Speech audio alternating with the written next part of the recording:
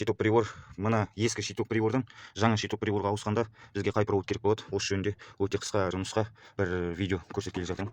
Так, в общем айтқанда, бізде мында XP1, XP2, XP3, XP4 деген бізде 4 район бар, 4 штекер бар. Так, мында да сондай XP1, XP2, XP3, XP4. Так, в общем солай мәселе. Ендігі біздегі мәселе, мына жерден именно бізге керегі XP2, мына қызыл район. Қызыл районда міне былай әрі қаратқан кезде, мына ең жоғарғы углға біз так бір мамка жалғайтын боламыз. Ол жерге так плюс 12 постоянный ток келуі керек мына прибор үшін.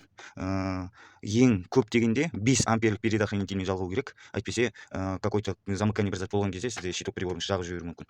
Ал мында қарасаңыз, міне ол контактының орны бос. Ал так енді мына жерге қараңыз. Мына жерде ол контакты бар. Бұл контакты осы общий щиток прибордың постоянный плюсы. Осы естеріңізде болсын. Одан басқа проводтарға переделка жасап керек етпейді.